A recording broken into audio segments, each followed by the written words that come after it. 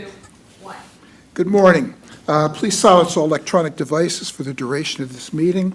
Welcome to the May 20th, 2024 Operations and Safety Committee meeting. I'm Gil Schilser, Vice Chair of the Operations and Safety Committee. This meeting format is hybrid. There is no quorum. We do not have a quorum present? No. No. Okay. I did want to mention Councilmember Henderson is joining virtually. I'm sorry? Councilmember Henderson is online virtually. Okay. Good morning, Ms. Henderson. The rest of the board members, we have 2 people physically present at the HART Administrative Office, 1201 East 7th Avenue, Florida Conference Room. The rest of the board members are participating via communication media technology. Please look at your screen of your devices. An image of the flag is displayed. If you can stand, please join me with a pledge of allegiance. I pledge allegiance to the flag of the United States of America and to the republic for which it stands, one nation, under God, indivisible, with liberty and justice for all. Thank you. Before we open public comment section, Mr. Drainville would like to introduce the HART's new Chief Operating Officer and welcome him to the team. Mr. Drainville. Thank you, Chair. So we welcome Sean McCarthy to the HART family as the new Chief Operating Officer. With more than 30 years of experience in transit, Sean brings a wealth of experience.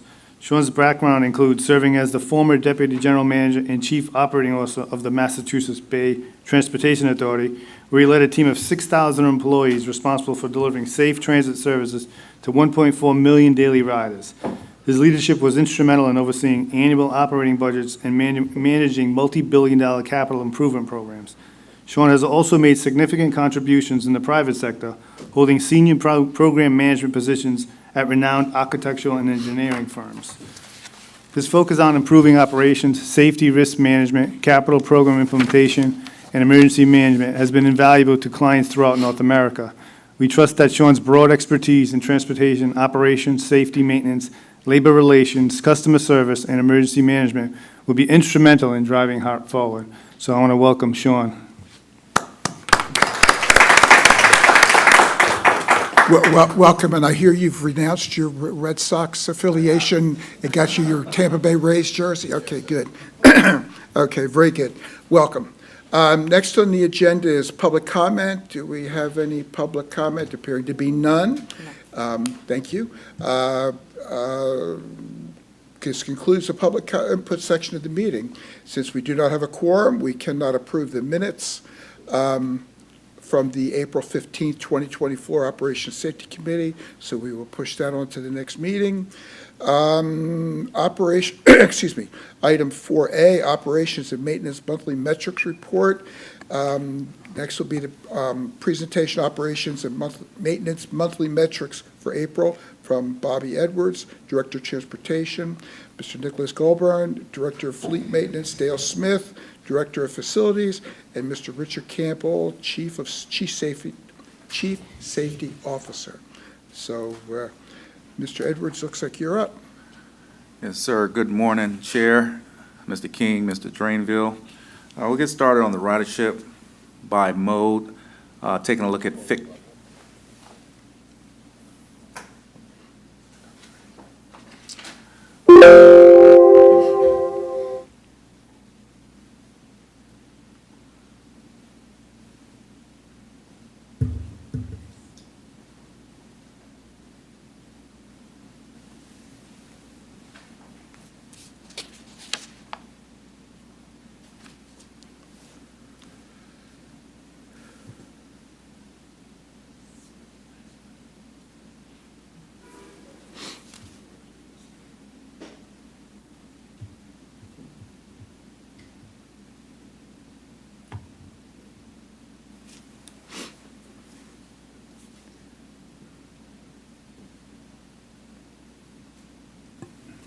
All right, so looking at April 2024 ridership by mode, fixed route bus was at 929,524. Tico streetcar was at 109,648. 88 paratransit was at 16,310, totaling for all modes 1,063,575. Looking at the trends over the last month, bus decreased ridership about 2.8%.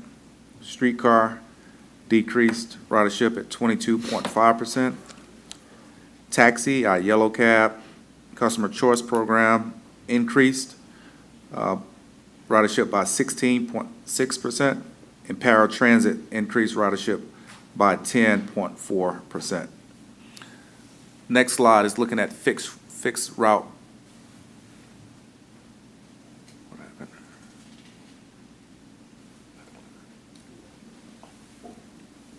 Go back one. Back one.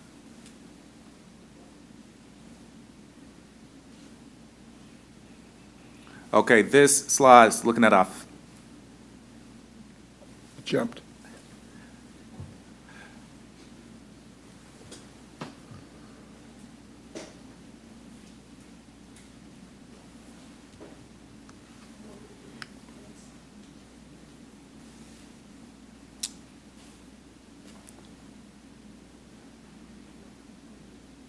All right. We're good. Oh. All right, I'll just pick up right here.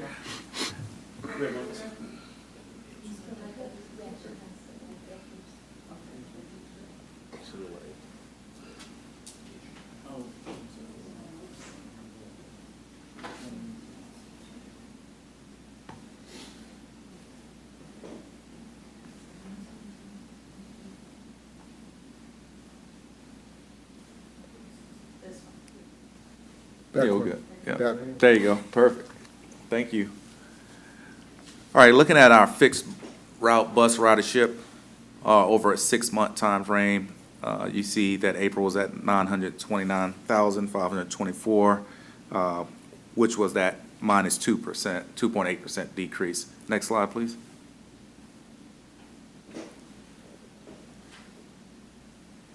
Here we look at April 2024, our average weekly daily ridership by route.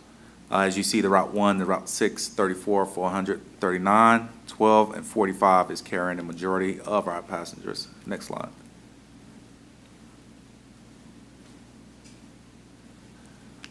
Taking a look at our on-time performance for the month of April, we were at 70.2%, and you can also see the on-time performance per route. With the Route 42, the highest on-time performance at 91%, to the Route 36, lowest on-time performance at 57%. Next slide. Then this breaks down our top 5 ridership routes versus their on-time performance. As you see, the Route 1 carries 3,770 passengers, performing at 69%. The Route 6, 3,500 passengers at 60% on-time performance. Route 34, it's carrying 3,200 passengers at 63%. The Route 400 is carrying 3,100 passengers at 74%. And the Route 39 is carrying 2,200 passengers at 65%. Next slide, please. Taking a look at our on-time performance by mode, streetcar is holding steady at 99.5% on-time performance. Paratransit's at 95.9% on-time performance, and bus is at 70% on-time performance. Next slide.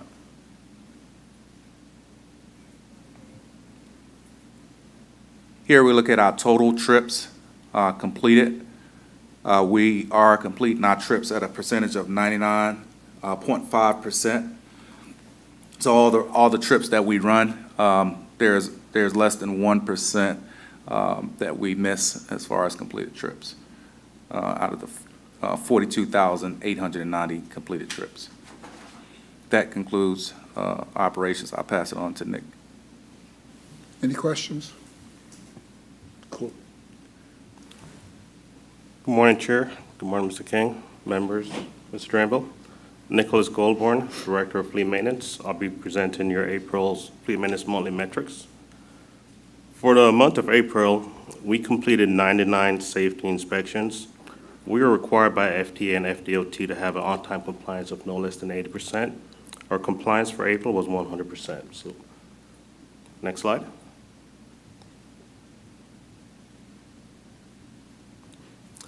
Fixed route vehicle availability. Our goal is to have 80% of the fleet available for service during the weekdays, during the rush hour peak. For the month of April, our availability was 79%. We finished March pretty strong. We continued that trend into April. The first half of the month, we averaged over 80%. We had a slight decline, but we're ticking back, we're projecting back to 80% for the following months. Summer's going to be particularly challenging, so I'm expecting to have a slight decline, but hopefully we can address those with the heat that we're expecting to see this year. Next slide, please.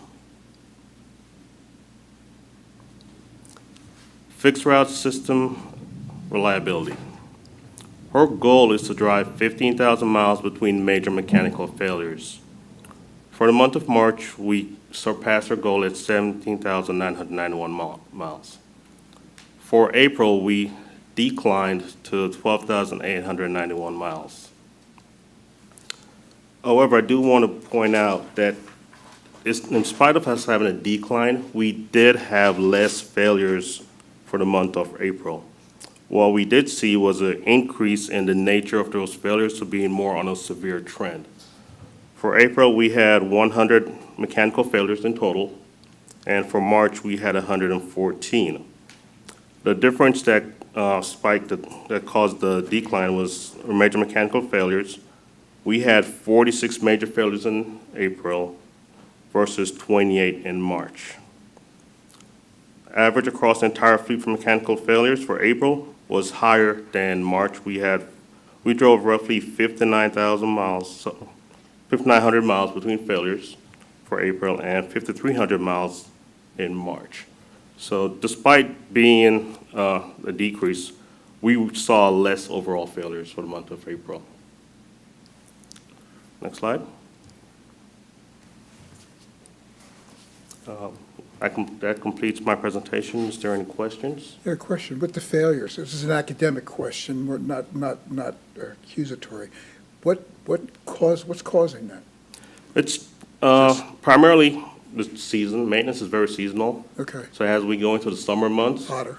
it gets hotter. And CNG vehicles, they run hotter. Okay, that's the key. See if these are CNG as opposed to diesel issues. Correct. Okay, It's mixed across the fleet. We're starting to see an uptick in climate control issues. So as it gets hotter, we're going to have more buses that have AC issues and age-related for the units? Some of it's age, some of it's perception. There's many variables going into it. One operator might believe that 80 degrees at the driver's seat is probably too warm. And an operator might feel that that's acceptable. And we try to address these issues.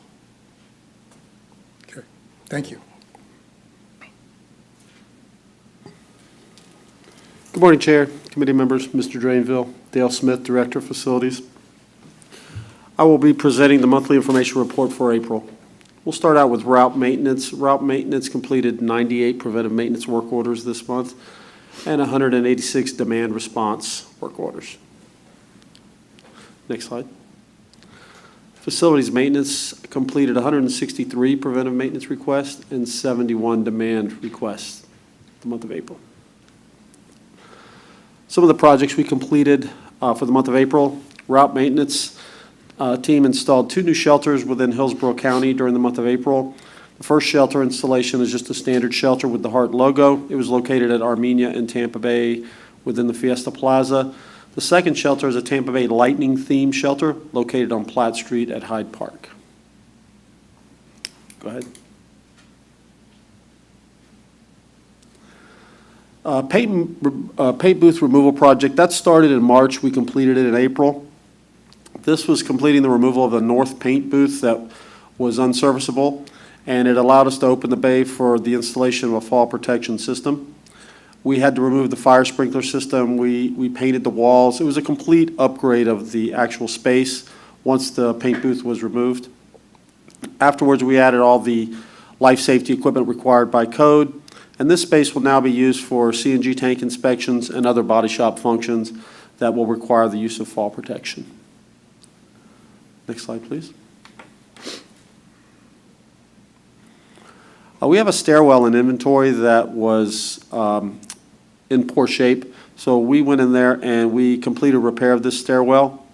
We welded a new diamond plate steel landing plate at the very top to make it safe for increased activity going up and down.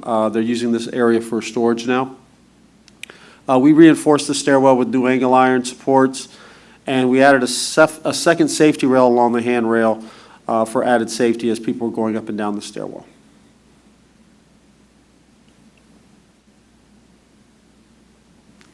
Okay. And the last project we completed in April was striping the parking lot. The bus lane markings were getting worn and difficult to see at night. They were still visible pretty well during the day, but at night they were very difficult to see. So we striped the lot with yellow lines to make it brighter and more visible. And then the out-of-service row, the first 2 lanes, we striped those in red to signify and show the bus operators that this area was for out-of-service vehicles. Go ahead.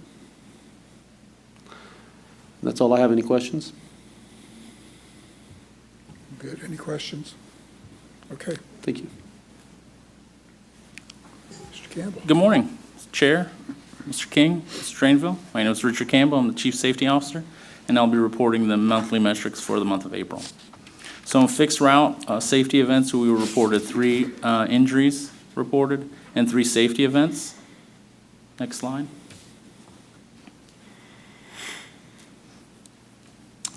So this graph depicts our PTASP as required by the FTA. So these are NTD reportable accidents. So for the month of April, we were at 0.57, which is under our self-imposed 1 per 100,000 miles or under for the month of April.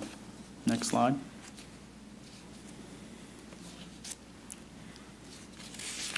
Fixed route safety for the month of April as well is a 0.57, ironically both the same number in April for safety events and injuries. Next slide. For paratransit, we had 1 safety event to report, according to NTD. Next slide. And we had no events to report for the streetcar in April. Next slide. For preventable and non-preventable, we had 4 preventable incidental accidents, 4 preventable accidents, and 30 non-preventable accidents for the month of April. Next slide. Any questions? I have none. Thank you, Thank you. gentlemen, for your reports. I appreciate it. In your packets, under the information item, is a Q2 report on HART's achievements of fiscal 2024 performance goals. This report is shared with the committee and the board on a quarterly basis. Does anybody have any questions for staff at this point? Appearing to be none. Is there any old business? Any new business? I do have a question, and this might be another Justin question. The Tampa Bay Business Journal made a lot of hoopla about a new SEPTA program that was released or being in the process of being released, and it was dealing with a new rollout of scheduling and so forth to improve frequencies and so forth in their system. I was unable to find anything in detail. Does anybody have any report or anything that David? I'm looking. I mean, maybe we can improve our frequency, but I'm looking for funding options. What did they do differently, or what can we maybe glean out of them? Does anybody have any inside scoop on what's happening up there? No, but I'll be happy to look into it. If you could point me in a direction, I'll do the research. Just tell me where I got to work. Don't tell me where to go. You'll do that. Tell me where to look, and I'll do the research myself. But it seems they're making a lot of hoopla about it. And if there's something we can glean from it, I'd like to take advantage of it if we could. Sure. Okay. Sounds good. Thank you. No other new business? This meeting is stand adjourned. Thank you very much, everyone, for attending.